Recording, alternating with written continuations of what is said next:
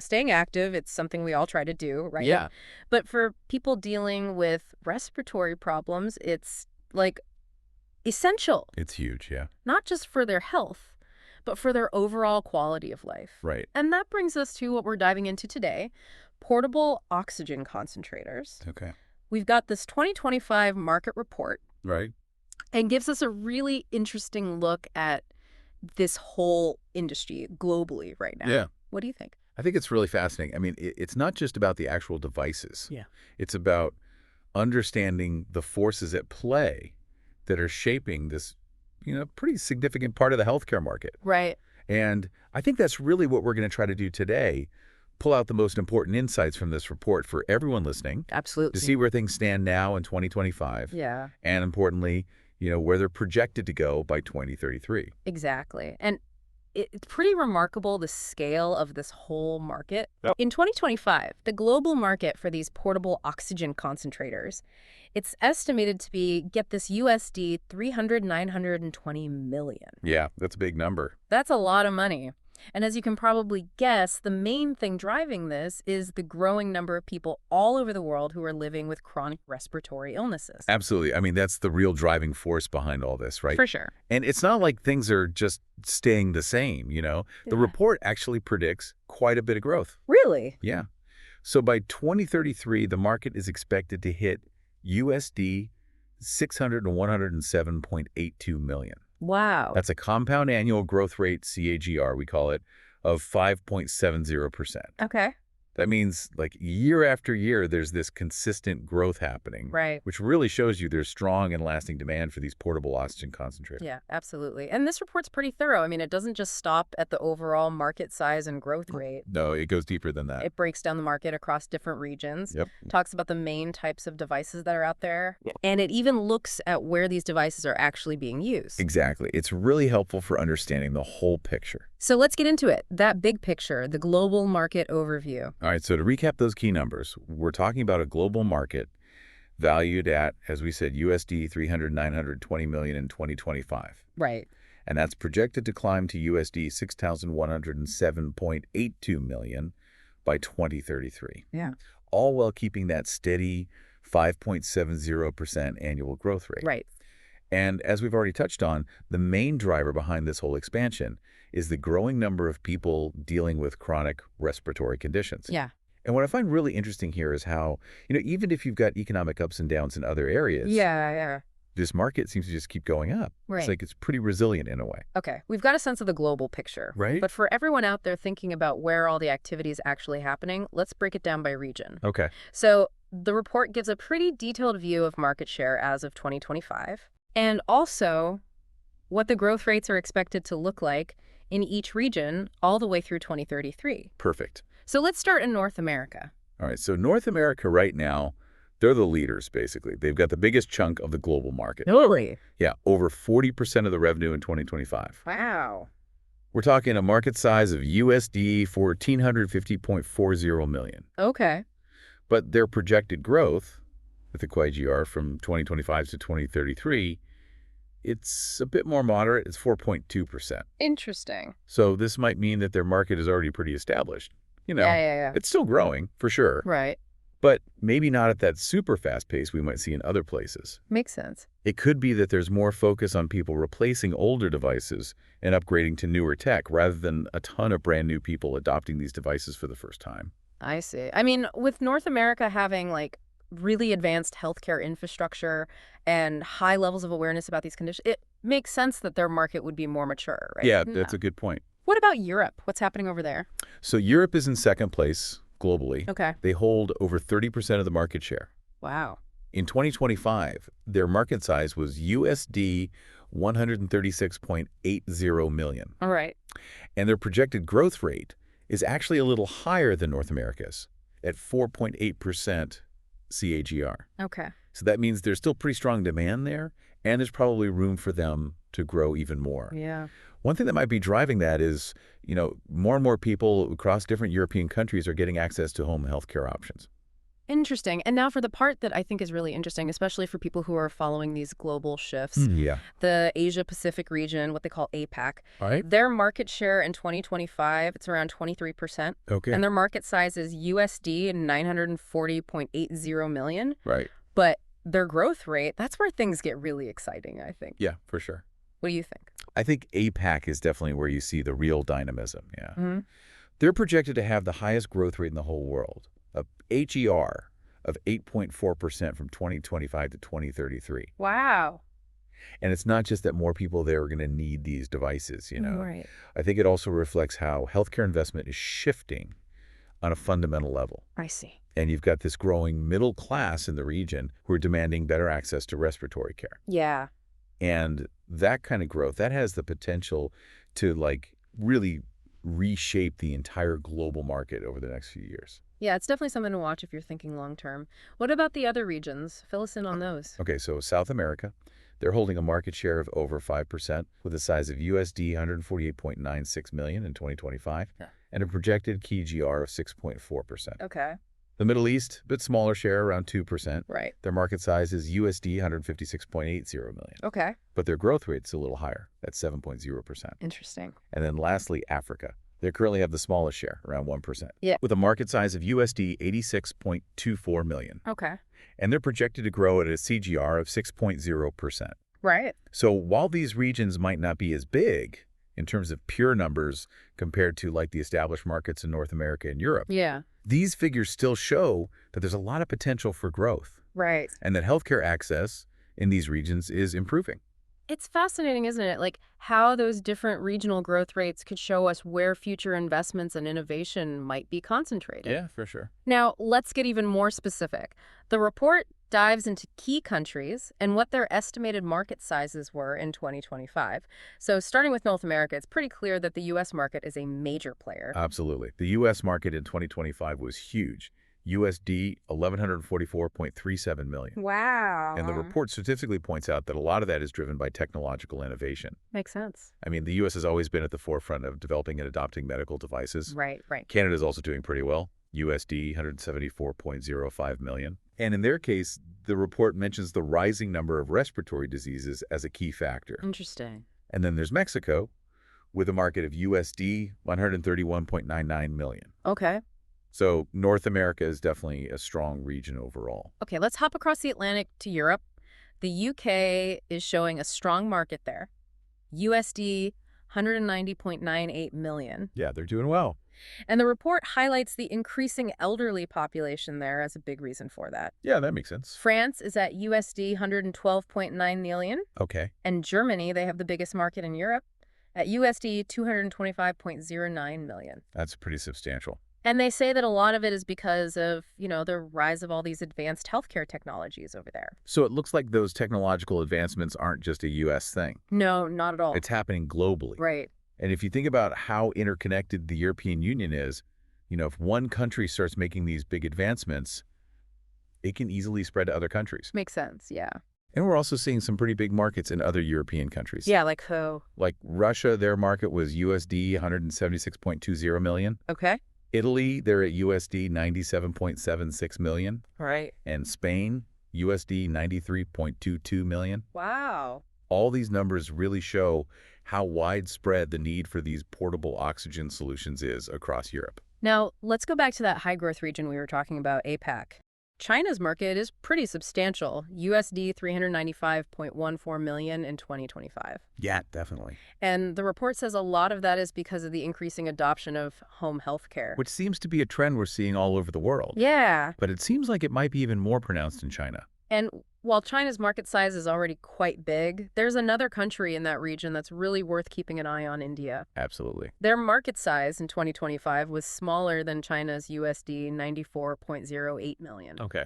But their projected CAGR, it's remarkably higher. Yeah, impressive. India's growth rate is a whopping 10.3%. That's huge. The highest among all the countries they listed.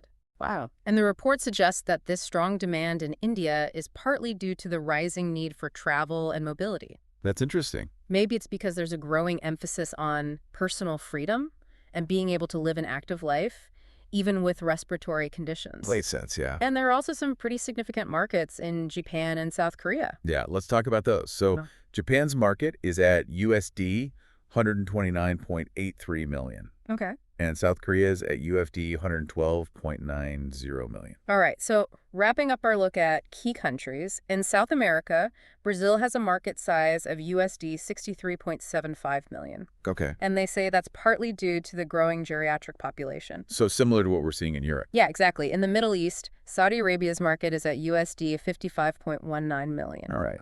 And lastly, in Africa, South Africa is at USD 30.36 million. Okay. It's really interesting to see how it all plays out globally. Yeah, for sure. All these different factors are driving growth in different parts of the world. Yeah, it really highlights how you can't just have a one-size-fits-all approach when it comes to healthcare technology. Exactly. Different regions have different needs. Right. Now, let's talk about the different types of portable oxygen concentrators people are using. Right. The report breaks down the market based on what they call product outlook. Okay. And it highlights two main categories, continuous flow and pulse flow. Yeah, those are the big ones. So what can you tell us about them? Well, according to the report, continuous flow, those devices, they're expected to stay on top to kind of dominate the market. Really? Why is that? It's mainly because a lot of those chronic respiratory conditions, things like severe COPD, certain types of asthma, sleep apnea, they often need a constant, steady flow of oxygen. I see, yeah. And the world's population is getting older. Right. And unfortunately, as people age, they're more likely to develop these conditions. Yeah. So that's a big part of it. But also, technology keeps getting better. Yeah. These devices are becoming more portable, easier to use, Right. which makes them more appealing, Absolutely. And people are increasingly wanting to manage their conditions at home Yeah. rather than being in a hospital. Right. And that's where continuous flow devices really come in. Plus, there's better insurance coverage now for these devices, Yeah. and there's more awareness about them in general. Right. That all makes sense. So for those who need that constant oxygen supply, continuous flow is a way to go. Yeah, exactly. Now, the report also says that pulse flow is the fastest growing segment. Yes, that's a key trend to keep in mind if you're thinking about the future of this market. For sure. So what's behind that rapid growth? Well, it's interesting. Pulse flow technology is a bit different. Okay. Instead of a constant stream of oxygen, it delivers oxygen in bursts, Yeah. timed with the user's breath. Ah, So every time you breathe in, you get a little pulse of oxygen. interesting. And that has some advantages that are making it really popular. Like what? Well, first off, the battery life on pulse flow devices tends to be longer, and that's really important for people who want to be able to move around freely. Absolutely. Second, the devices themselves are often lighter and more compact. So more portable, basically. Exactly. And third, for a lot of users, it's a more efficient way to deliver oxygen, Interesting. especially for those who are more active and don't need oxygen with every single breath. Right. So if you're someone who only needs oxygen sometimes, or if you're really focused on staying active, Yeah. pulse flow is a really good option. Makes sense. And all those bigger trends we talked about, the aging population, people wanting to manage their healthcare at home, advancements in technology, Yeah. growing awareness, Yeah. they're all playing a part in pulse flow's growth too. So to sum up, we've got continuous flow leading the way right now. Yep. Driven by the fact that some people just need that constant oxygen. Right. But then pulse flow is coming up fast. Yeah. Appealing to people who want more portability and efficiency. Exactly. Now, the report also breaks down the market by indication, meaning the specific medical conditions that are driving demand. Right. They focus on asthma and COPD as the main ones. Makes sense. Those are two of the biggest respiratory conditions out there. So let's start with asthma. What does the report say about that? Well, they say that the asthma segment currently has the biggest share of the market. Oh, really? Yeah. And a big reason for that is how widespread asthma is, Yeah. especially among older adults. Yeah. Some of them might need extra oxygen during asthma attacks or if they have more chronic asthma. Right. And these portable oxygen concentrators, they give people a way to manage their asthma more effectively. Yeah. They help people stay mobile and get continuous support, whether they're at home or traveling. That makes a big difference, I bet. Yeah, it does. And there's also been a lot more awareness about asthma and how to manage it. Right. Plus, the technology keeps improving, Yeah. and people are getting better access to healthcare. All those things are helping. Now, we already know that COPD is a major driver of the market overall. But how does it specifically impact this indication segment? It's interesting. So while asthma has more users right now, Yeah. the number of people with COPD who need portable oxygen is growing at a faster rate. Oh, really? Yeah. People with COPD often need oxygen therapy for a long time, I see. and portable oxygen concentrators are really important for them because they help them stay mobile and independent Yeah, while still making sure they get a steady supply of oxygen. right. And COPD is becoming more common worldwide. Yeah. It's linked to things like smoking and air pollution. It's a serious issue. Yeah, it is.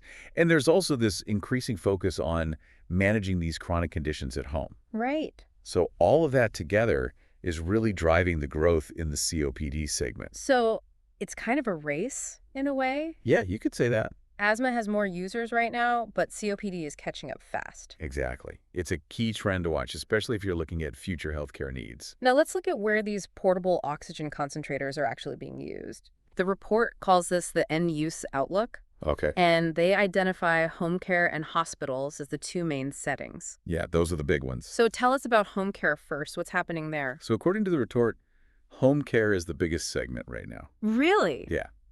And there are a few things driving that. Okay, like what?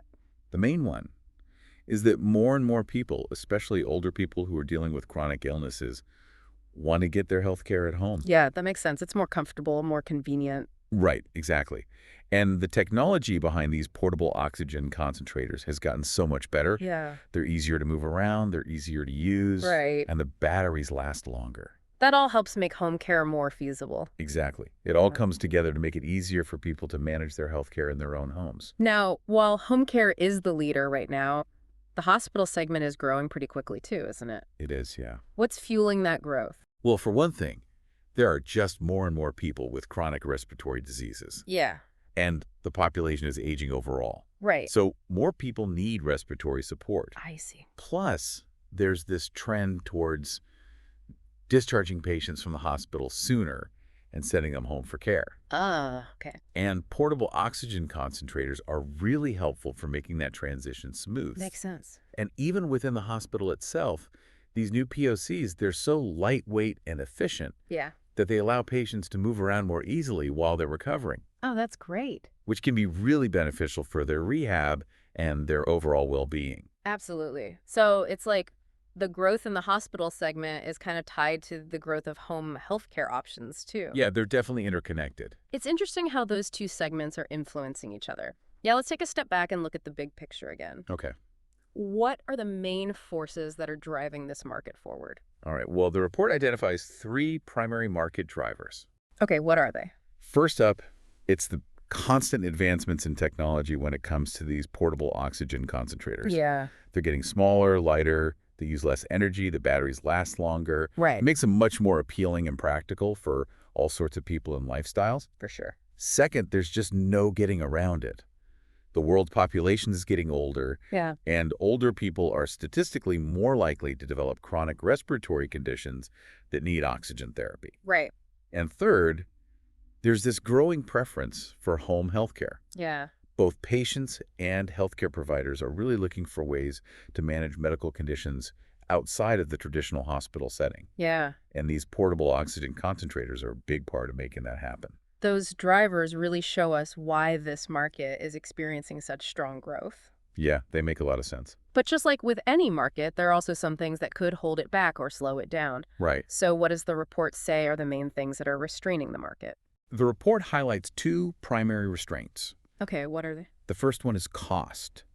These portable oxygen concentrators can be pretty expensive. Yeah. I mean, they're complex medical devices. They require a lot of research and development. Right. And that cost can be a big barrier for some people, Right. especially if they don't have good insurance coverage. I see. What's the second restraint? It's all the regulations and reimbursement policies set by governments and insurance companies. Yeah. They can be really complex and strict. That makes sense. And sometimes that can make it harder for patients to get access to these devices that could really benefit them. It's like a hurdle they have to jump over. Yeah, exactly. So the cost of the devices and all the red tape, those are the two main headwinds this market's facing. Right. Now, looking ahead, what are some of the trends that the report highlights? What should people be aware of? Well, the report identifies two main trends that they think will help the market keep growing. I'm listening. First There's just more awareness now about the benefits of portable oxygen therapy. Oh, that's good. Yeah, it is. More and more people, both patients and healthcare professionals, are understanding how these devices can really improve quality of life, Yeah. how they can help people stay independent and be more active. It's about freedom in a way. Yeah, exactly. And as more people realize that, the demand is only going to keep going up. Makes sense. What's the second trend? The second one is that health insurance coverage for durable medical equipment, things like portable oxygen concentrators, it's getting better. Oh, that's great. Yeah, more and more insurance plans are covering these devices, Right. which helps with that cost barrier we talked about earlier. Makes them more accessible to more people. Exactly. These positive trends definitely seem like they're creating a good environment for the market to keep growing. Yeah, and they might even help offset some of those restraints we talked about. Okay, great. Last but not least, the report looks at the competitive landscape and it highlights some of the key players in this market. Right, the companies who are really shaping this industry. So who are the big names? Well, there are a few major ones. There's Inogen Inc. Okay. Then there's Respironics, which is a part of kind of like Philips NV. All right. There's Care Medical, a subsidiary of NGK Sparkplug. Got it. Globus Healthcare, part of Drive Medical. Okay. And React Health, which now includes all the respiratory products that used to belong to Invacare Corporation. So there's been some movement in the market. Yeah, there have been a couple of big acquisitions recently that are worth mentioning. Really? Tell me more about that. Yeah, so in early 2023, React Health acquired Invacare's respiratory line. Wow. Okay. This was a big deal because it really strengthened React Health's position in the respiratory therapy market, I see. gave them a much wider range of products to offer. Yeah. Then in January the same year, Care Inc. acquired MGC Diagnostics Holdings, Inc. Interesting. This one was interesting because it means that Care now does more than just oxygen delivery. Right. They also have diagnostic technologies for lung conditions. Ah, okay. So they're kind of shifting to offer more comprehensive solutions for patients. It's like they're expanding their scope. Yeah, exactly. So both of these acquisitions really highlight how dynamic this market is. Yeah, it's constantly evolving. And how companies are strategically positioning themselves to grow in the future. They're thinking ahead, trying to stay competitive. It's fascinating to see how these mergers and acquisitions could shape the future of this whole sector. Yeah, they definitely have the potential to influence where innovation goes and how market share changes. Okay, so let's wrap things up. In our deep dive into this 2025 market report on portable oxygen concentrators, Yeah. we've uncovered some pretty important insights. Definitely. What do you think are the main takeaways? Well, first off, we saw that the global market for these devices is already pretty big in 2025. Yeah.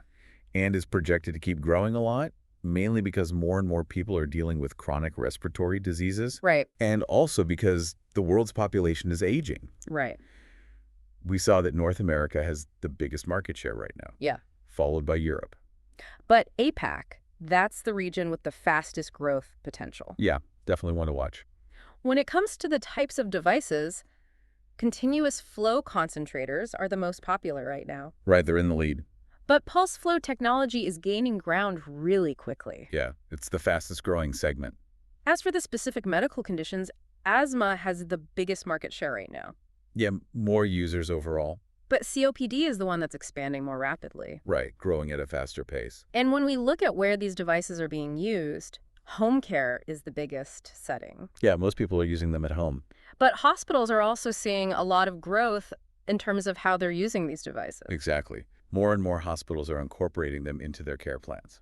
Okay, so we talked about the drivers of the market advancements in technology, the aging population, and the trend toward home healthcare. The biggest challenges are the cost of these devices and all those government regulations. Yeah, those are the hurdles. But on a positive note, there's growing awareness about the benefits of portable oxygen therapy. Right, more people are understanding how these devices can help them. And insurance coverage is getting better. Yeah, which makes a big difference. So thinking about all this, the rapid growth in places like APAC, Yeah. the new technologies coming out, especially with pulse flow devices, Right. and the increasing focus on home health care. It really makes you wonder, doesn't it? It really does. Like, Yeah. how will personal mobility and access to oxygen therapy change over the next 10 years? That's a big question. Yeah. And what will that mean for people's lives, their independence? Absolutely. And how will it impact healthcare systems around the world? I mean, it's a complex issue with a lot of different angles. Definitely a lot to think about as we look towards the future. Yeah, it's a really fascinating area to keep an eye on. Thanks for joining me for this deep dive. My pleasure. Always great to discuss this stuff.